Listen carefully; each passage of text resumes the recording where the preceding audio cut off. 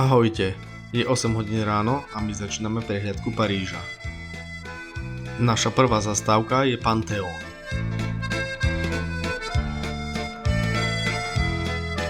Pantheon je historická stavba v latinskej štvrti v Paríži.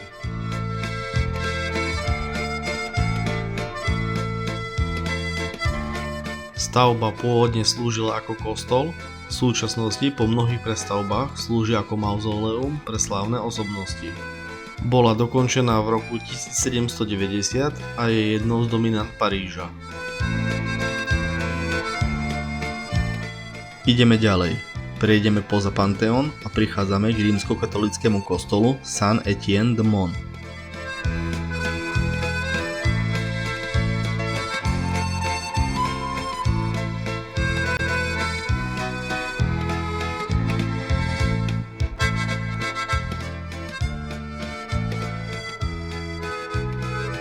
Interiér kostola je nádherný.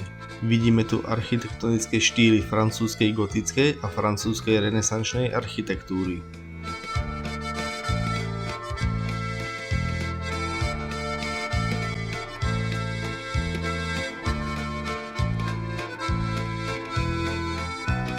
Sú tu pochované významné osobnosti a nachádza sa tu aj relikviár svätej Genovéfy, patronky Paríža.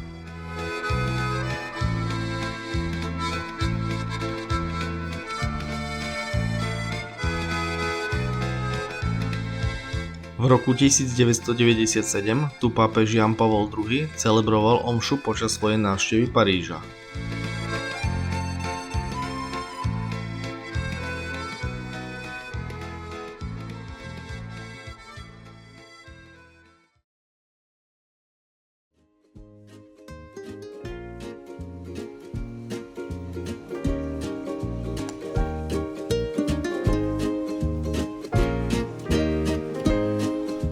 Pokračujeme ďalej parížskými ulicami smer Luxemburské záhrady.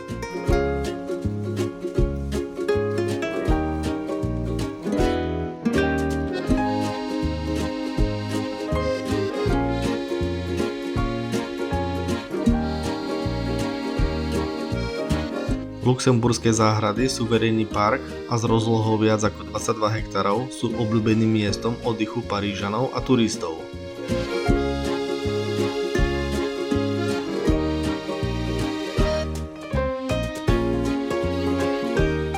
Súčasťou záhrady je krásny palác postavený v 17. storočí ako kráľovské sídlo pre matku Ľudovita XIII. Záhrada je pre verejnosť bezplatná a je otvorená denne od 8 hodiny ráno. V roku 1958 sa budova stala sídlom francúzskeho senátu.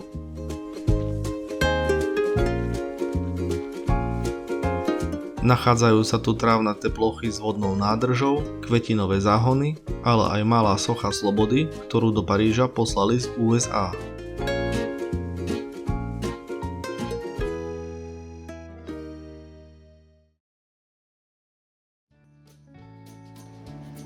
Ideme ďalej a nasávame pravú francúzsku atmosféru. Paríž, metropola francúzska. Stelesnenie luxusu, hlavné mesto módy, vedy a umenia, mesto lásky, kvalitného vína a jedla. Nachádzajú sa tu najkrajšie historické budovy sveta, najnavštevovanejšie pamiatky a najznámejšie múzeá. Prechádzame známym bulvárom Saint-Michel, ktorý je lemovaný množstvom kaviarní a rôznych obchodíkov. Po chvíli prichádzame k známemu ostrovu Île de la Cité, ktorý sa nachádza v samom strede Paríža.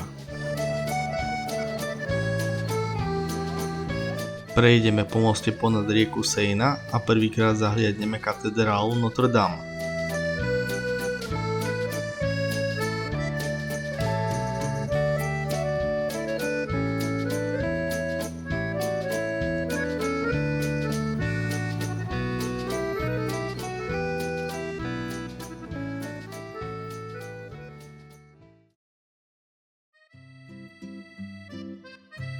Sainte-Chapelle je gotická kaplnka postavená v rokoch 1243 až 1248 Ľudovitom IX vo vnútri paláca na ostrove Cité.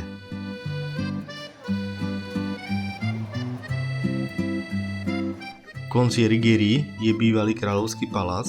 Počas Veľkej francúzskej revolúcie slúžil aj ako väzenie pre 1200 väzňov. Ideme ďalej a po chvíli prichádzame k najznámejšej katedrále Notre Dame.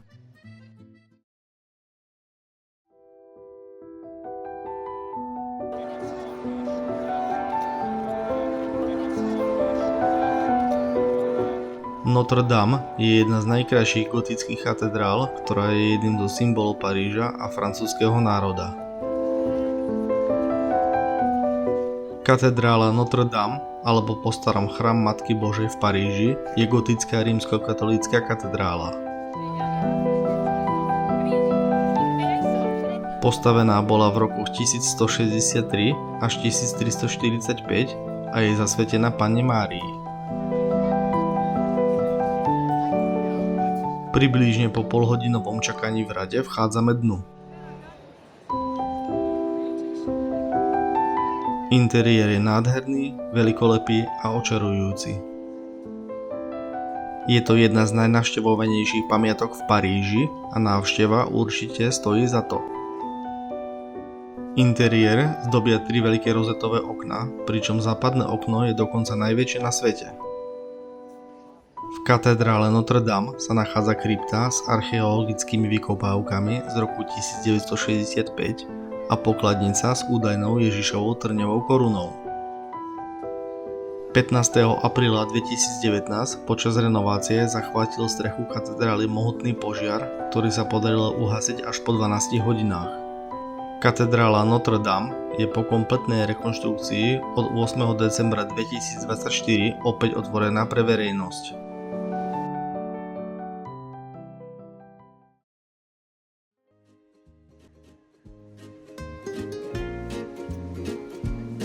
Ideme ďalej. Pred nami sa nachádza Hôtel de Ville. Budova slúži ako radnica nepretržite od svojho dokončenia až dodnes.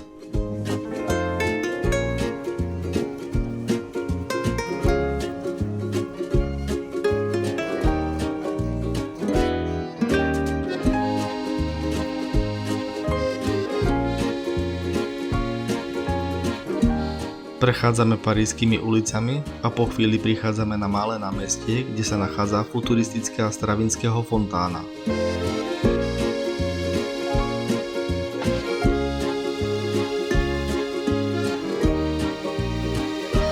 Hneď vedľa sa nachádza veľmi nezvyčajná budova v technickom dizajne, ktorá slúži ako kultúrne centrum a galéria moderného umenia.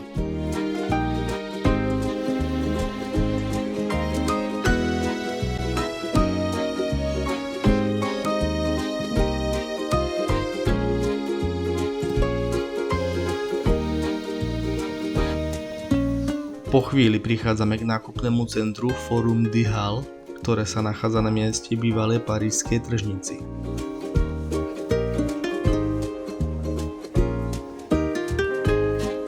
Nachádza sa tu množstvo obchodov a vstup do železničnej stanice RER. Mali sme šťastie, že bol sviatok, pretože inak býva toto miesto preplnené.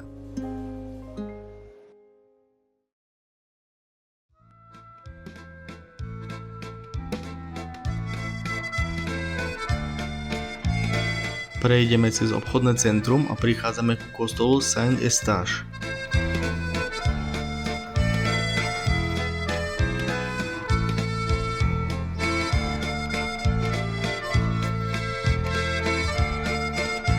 Kostol svätého Eustacha je rímskokatolícky kostol postavený v rokoch 1532 až 1633.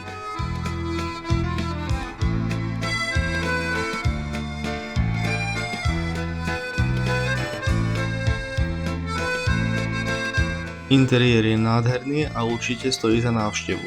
Vstup je bezplatný.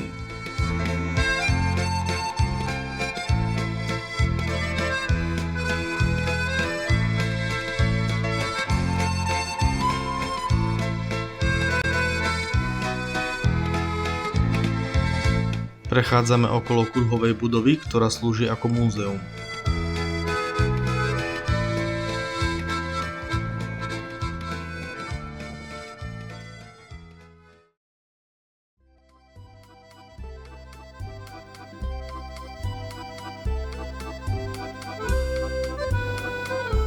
Onedlho prichádzame do múzea Louvre.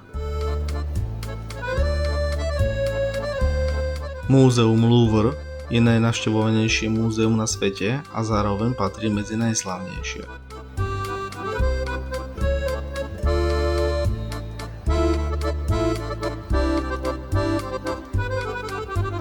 Je známe svojimi slávnymi umeleckými zbierkami, najmä Da Vinciho Monou Lisou. Nachádza sa v bývalom paláci francúzskych kráľov. V nádvorí sa nachádza známa veľká sklenená pyramída, ktorá slúži zároveň ako vstup do múzea. Múzeum obsahuje neuveriteľných 550 000 exponátov, z toho je približne 35 000 vystavených.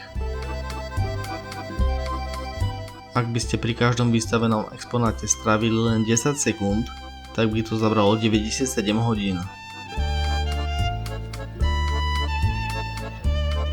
Preto z časového dôvodu dnu nevstupujeme a ideme ďalej.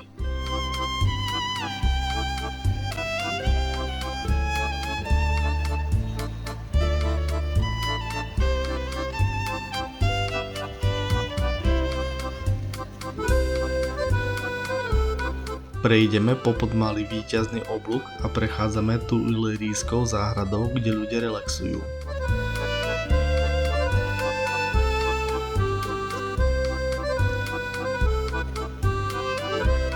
V diaľke zahliadneme Eiffelovú väžu a veľký víťazný oblúk.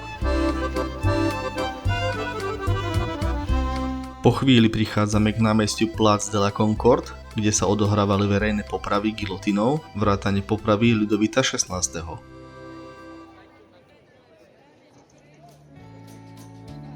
Na námestí sa nachádzajú dve veľké fontány a egyptský obelisk dovezený z Luxoru.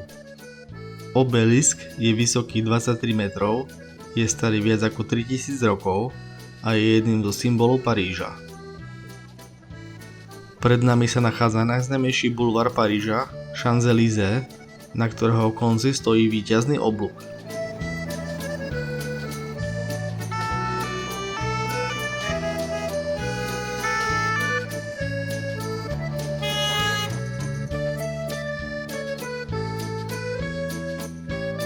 Ulica Champs-Élysées patrí k najrušnejším uliciam Paríža, je 2 km dlhá a spája modernú a historickú časť mesta.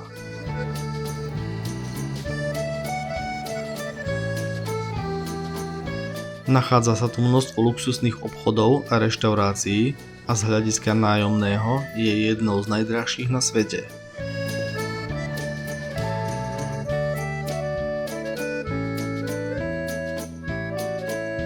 Nádherný veľký víťazný oblúk je jedným z najznámejších triumfálnych oblúkov na svete a ďalšou ikonou Paríža.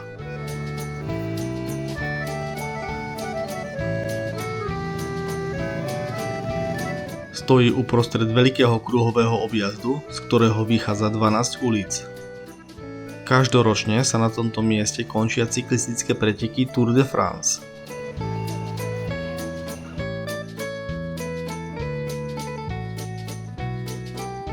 Ubytovaní sme v hoteli zo siete Ibis Budget, ktorý sa nachádza v blízkosti letiska Orly 20 km od centra Paríža.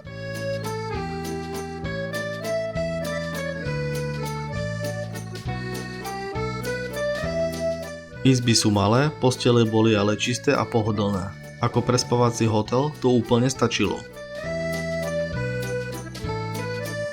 Častý prelet lietadiel ponad hotel môže niekomu prekážať.